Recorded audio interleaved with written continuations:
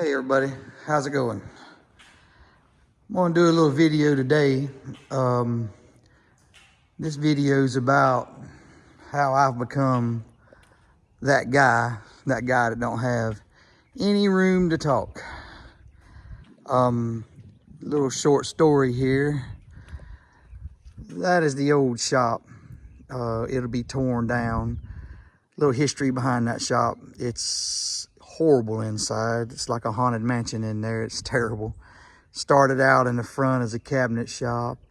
My dad added a concrete slab to the back and kind of enclosed it in a little bit for a makeshift shop. It worked pretty good. It was better than being in the dirt. It was a pretty good shop, better than what we had. And so now that we've got the new shop, I'm gonna be taking that down, taking this down, and cleaning the place up a little bit. Built a real nice Fox body in there. May share with you later on. Built some engines in there. We did mechanic work in there. The shop did what it was supposed to do. But what I need to share with you today is back to the original subject, and that shop plays in. I usually try to finish projects I start, and on this particular project, I'm not proud of. I have really no room to talk to anybody that has never finished a project, but that's a shame. That is a 2000 Mustang that I bought several years ago, and I was moving along on it pretty good, buying parts. This was going to be my project car. I kind of got lonely not having something to do once I sold my other Fox body. So I bought this car, I started working on it, and it was moving along pretty good. My daughter started college, and that diverted some of the funds. And then one thing I really got discouraged with was, because this is an open shelter, and I didn't have that. Even though I had the old shop in the back, it still got leaves and varmints and dirt. I mean, it was better than nothing, but it lacked a lot. So one thing that irritated me about this right here, as I was buying new parts and putting on this car, even though this car was under the shelter, it was still open to the elements. I was buying brand new parts and putting it on this car, and within 6 months, those parts looked about like this car did. And it was just very discouraging. So I told my wife, I said, I'm not spending no more money on this car. I'm not doing nothing else with it until I can get it in an enclosed building and my parts not look like they're already 10 years old 6 months later because they're exposed to elements. So, not very proud of this, but this is not a barn find, but it's kind of like a barn find. So what do you say? This car has been sitting a little while, as you can tell. What do you say? Let's drag this thing out. Let me show you a little bit about it. Let's see if we can get it to crank.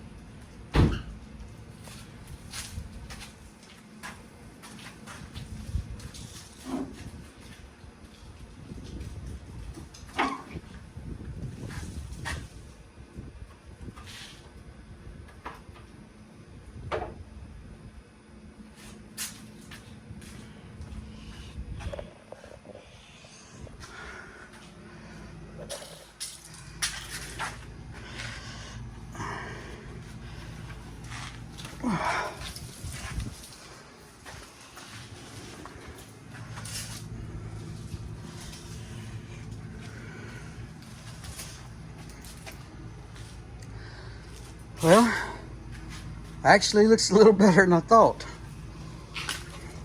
All right, guys, I'm gonna fire up the air compressor, see if we can get the tire aired up, see if I can round up a battery, maybe get where I can get inside of it again. Oh, it's nothing to laugh at. All right, guys, let me get the tires aired up, get a battery, round up some gas. I'm not sure if that fuel pump's gonna go or not. I'm feeling like with this new type of gas that we got, even though I put Stay-Bill in it, I'm afraid the fuel pump's not gonna work, but we'll give it a try, guys.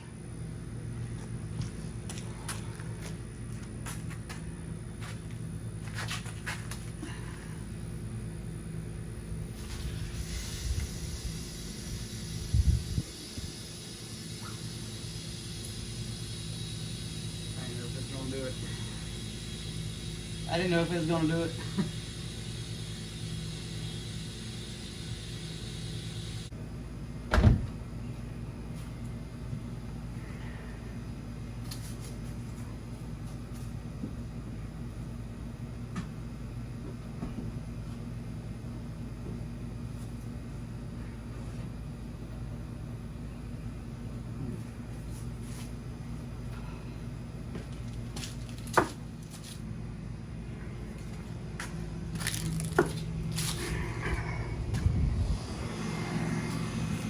Pardon the noise from the air conditioner, but probably gonna have to get the battery charger because I don't think that battery is gonna be big enough to crank it. There's no telling what kind of critters is in here now. Let me see if at least the fuel pump is even gonna turn.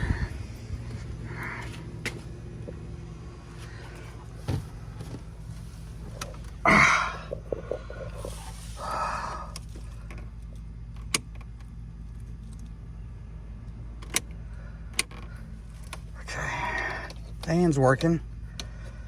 Guess the rats hadn't chewed all the... Oh, the fuel pump sounds bad. It sounds really, really bad.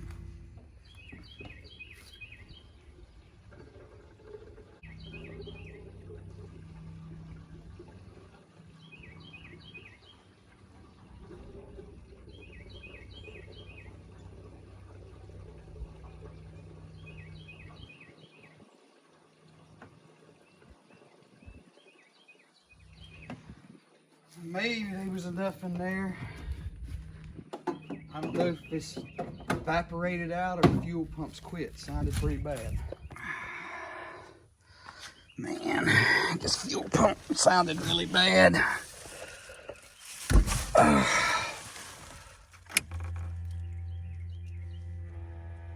Oh, sounds like it's doing something.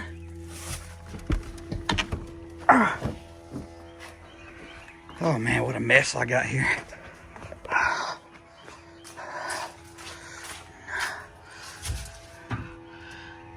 Yeah, but we're not showing anything on the gauge. So, well, let's see what I'm gonna have to do to get this fuel pump. It's running, but it's not pumping.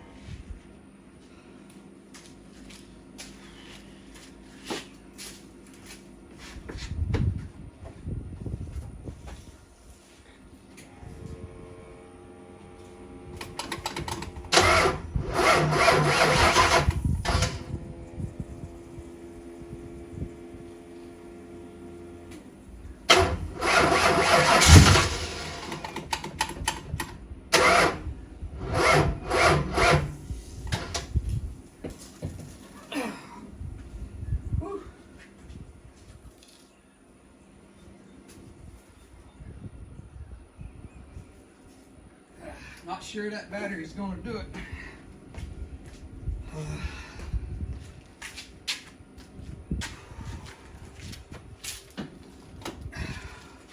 Seem to be getting fuel, maybe the gauge is not working.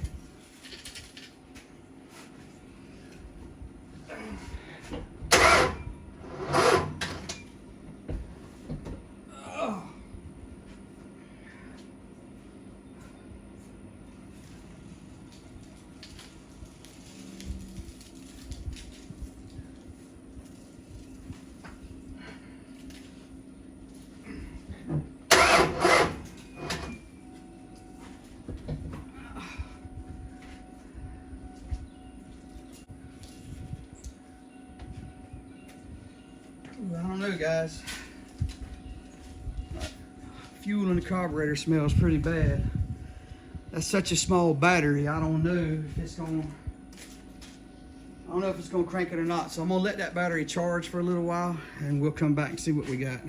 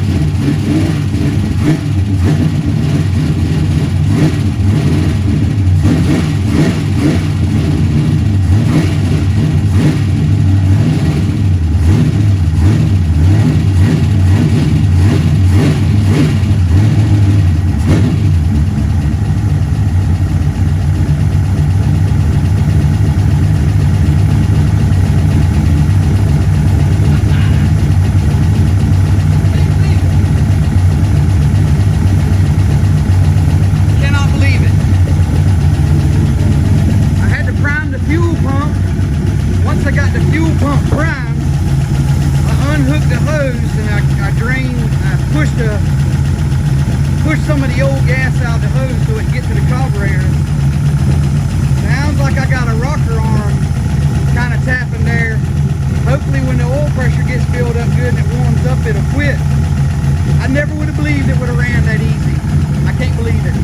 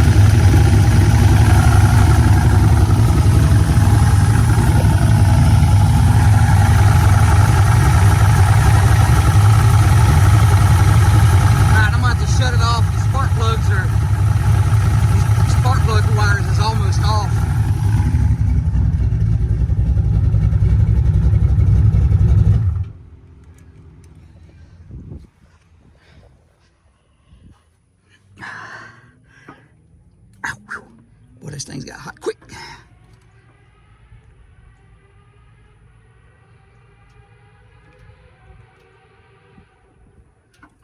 Man, they're on, but they're like really loose, which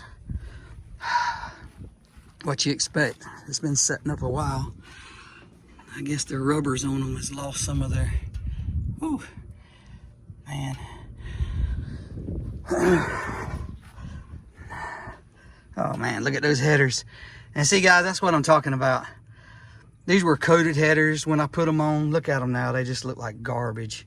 They look terrible. The whole motor looks terrible. Valve covers were new. mean,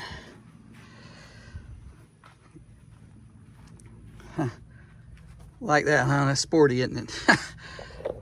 Oh, man. Well, honestly, guys, I cannot believe it cranked that easy.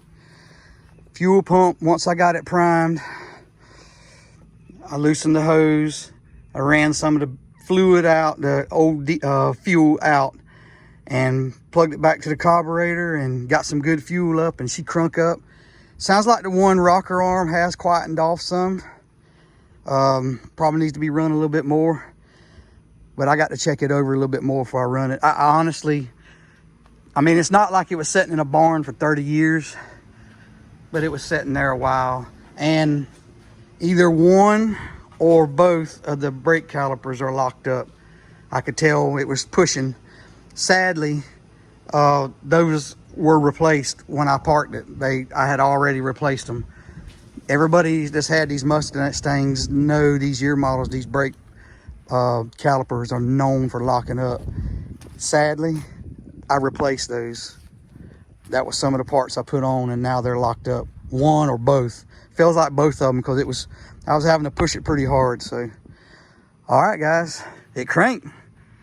Now we need to get it over here. All right, guys, I'll see you in a bit.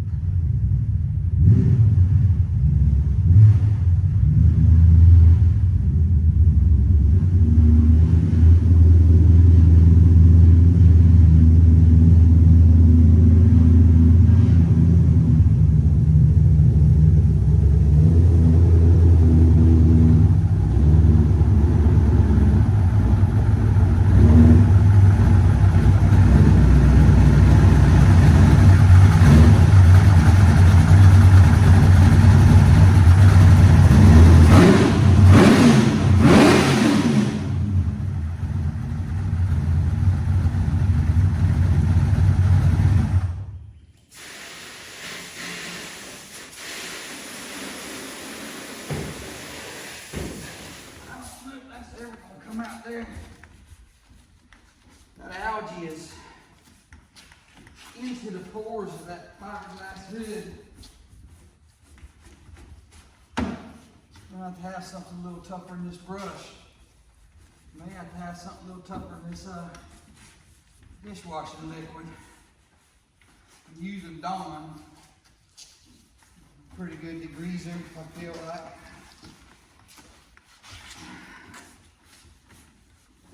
Man, that's nasty.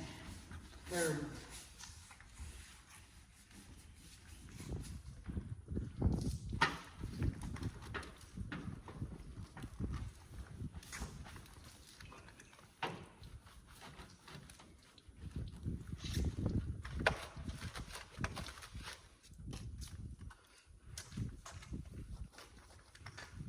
I'll be able to see out the windows again.